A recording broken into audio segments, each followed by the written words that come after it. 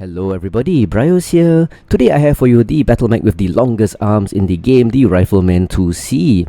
And when this was released sometime back, it was released to quite a lot of anticipation because this was one of the more interesting 2C mechs available based on the original Rifleman. But woe and behold, when it was released, it was no fun to play, and that's because of the horrible hitboxes, and that's why I chose this boring brownish paint scheme. Anyway, talking about the boring hitboxes, it was just basically a walking center torso, and no matter what profile you presented to the enemy, the enemy was still able to isolate your center torso and blow it up. It was just no fun to play and defensively very weak. But woe and behold, in August 2019, PGI decided to fix the hitboxes. Yes, a few months late, but at least they did it. And it's so much more fun to play. So I will revisit this mech and show it to you guys. And yeah, it's honestly, in summary, way more legit. It's not overpowered, the hitboxes, but you can actually twist your torso to shield the CT and just spread the damage. And that's nice. That's what a mech should be able to do. That's why they have torsos. But anyway, let's get on to the build. This is a Rifleman IIC-3, and this particular variant, I made it out to be maximum Daka, and for Rifleman IICs, it's all about the Daka. And talking about Daka, it's a dual uAC 10, dual uAC 5 weapons, all in the arm, so with a very good arc of fire. Lots of firepower. In fact, you normally see this combination on assault mechs, and this is only a 65-ton clan mech.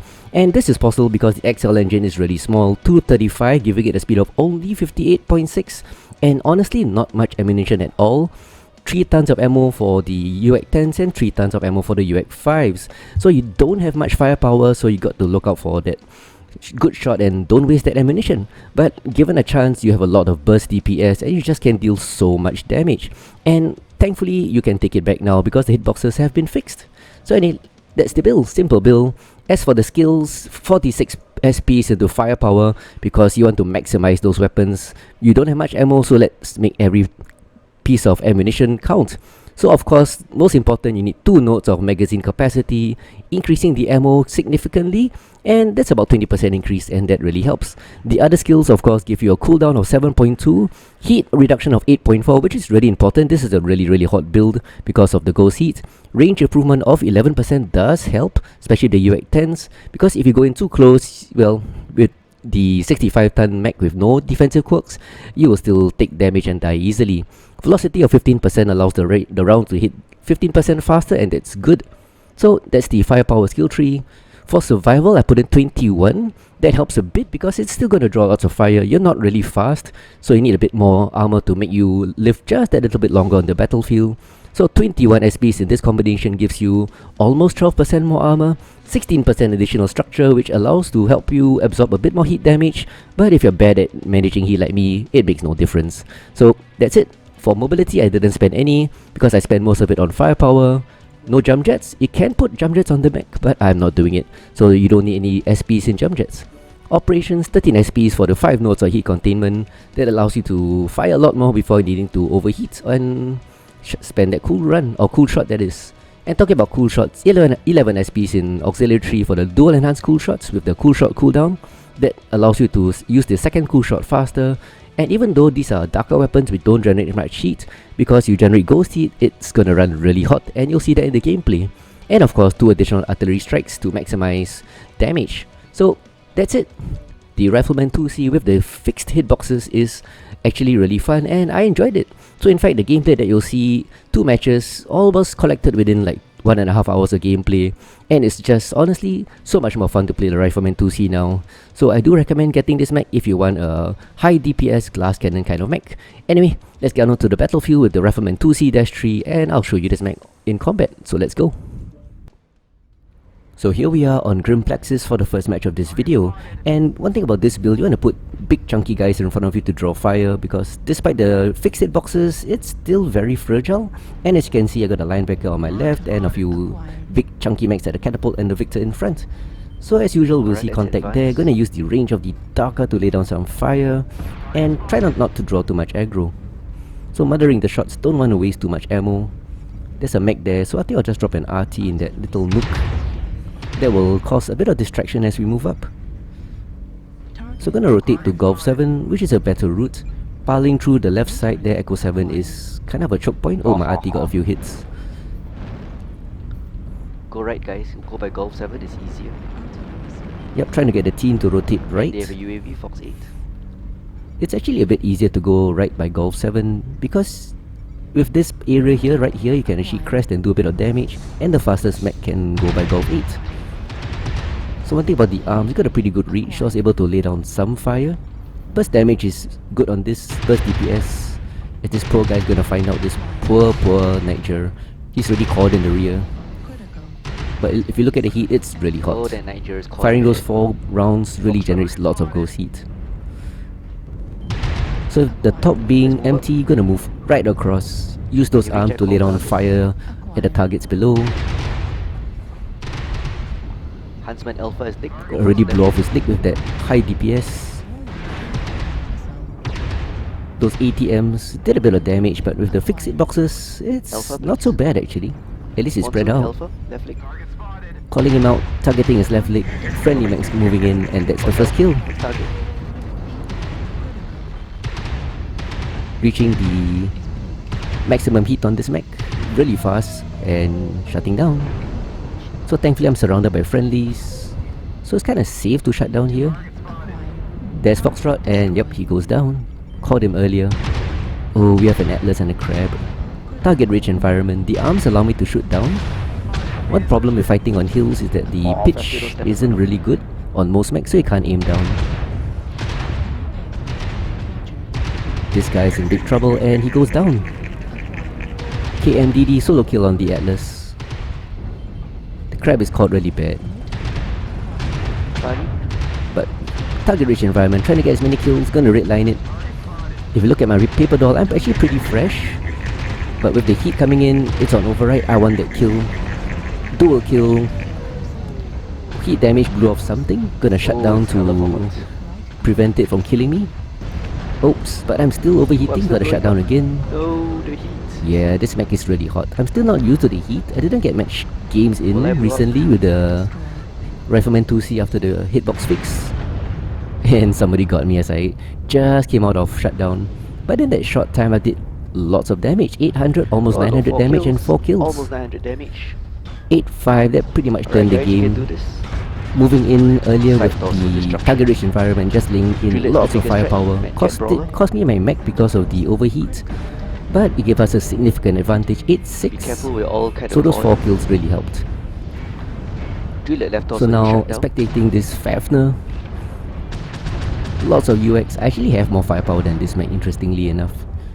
But don't have the armor or the heat capability. He's doing well. Focus 8-7 is getting really Right close. torso. The enemy might actually pull it together. This Fafner's caught, so he is, well, Well done. potential target to go down. MG fire coming in from the Bravo, right. Misslings. Can the Misslings kill this Fafner? He's caught. And of course MGs the will just enemy wreck this guy. His ECM is already gone, but nope. Missling does the biggest mistake in the light, and that's to walk straight ahead towards a UAC assault mech. So the Fafner has lost his torso. But at 11-7, I think the match is won. That is the last guy. It's a... Did I just see that correctly? Ghost snipers Yeah, it's a dual light gauss sniper. cause the enemy team to lose. These mechs always cause the enemies to lose. Hiding in the rear, just trying to do damage but not sharing armor. Ooh, but this light gauss gets that caught Fafner. 11-9. 3 targets for him to kill, but he's pretty Go for fresh the except for his Go legs. for the legs. Oh, this guy's not paying attention. Oops. And he goes down. Can the last guy pull it together? His legs are caught, but this catapult Jack is kinda caught too. The dual light gauss can do quite a lot of damage Don't if need an he airstrike. can get it to hit. Oh, never mind. 11-10. Oh, that did though. Jack has dropped a strike. Didn't do much damage, but he knows to target the leg. Always check the enemy paper doll. And a win. Well done, team.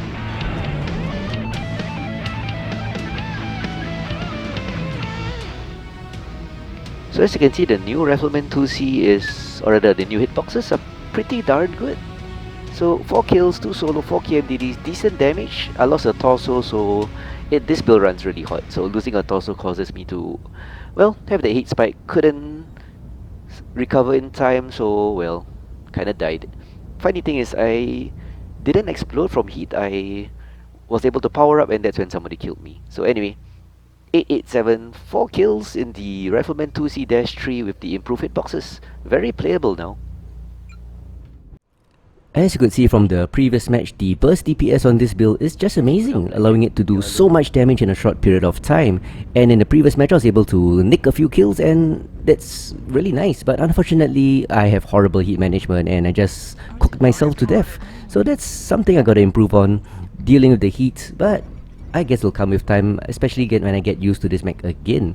But here we have Polar Highlands, which is obviously cooler, but this build I didn't put any radar depth, so it is a problem. But in a moment we will engage the big guys, but for now I am supporting the flanks because our side is being harassed by lights and mediums.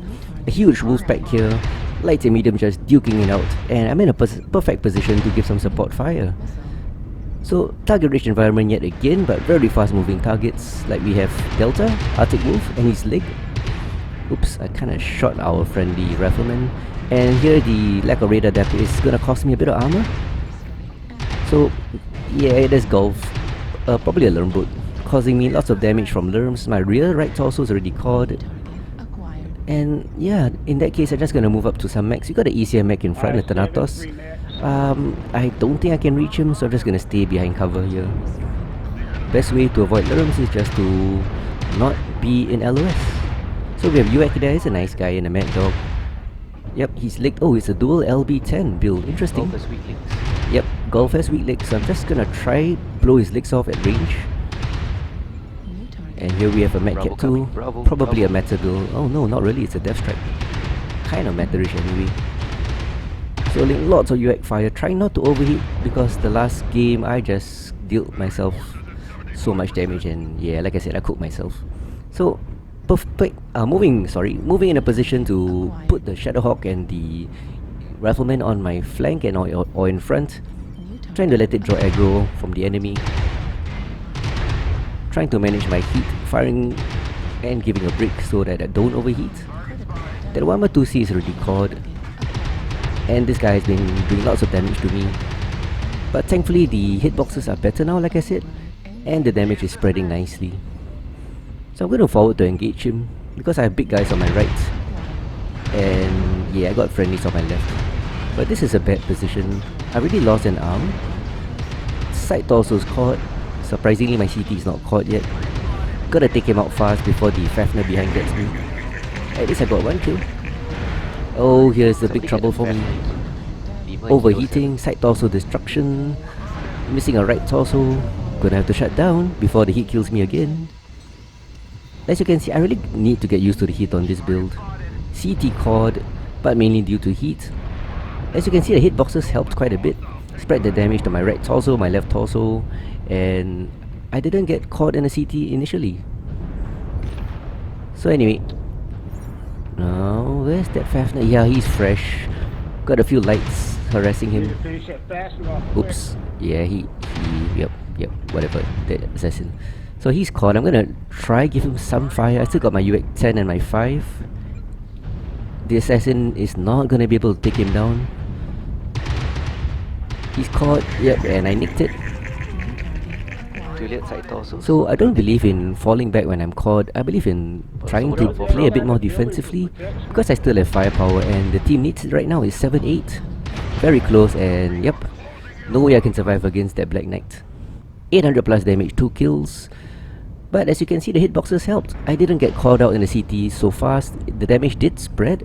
So side torso went off first, the right torso, then the CT, which is the way it should be. So 8-10, I don't think the team can pull it off. But let's see it out to the end. Oh, Shenanigan goes down in his assassin. And we have this Annihilator. Where were you, Annihilator? Oops. He was dead. So that's it. 8-12, it's a loss, but we fought nobly.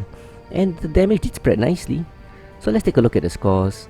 Polar is not the best map for this build because I don't have the radar deprivation, and that's gonna cost me. And looking at the scores, 4-3-2 score, top of team, top damage, but look at that Annihilator. So sad, this team.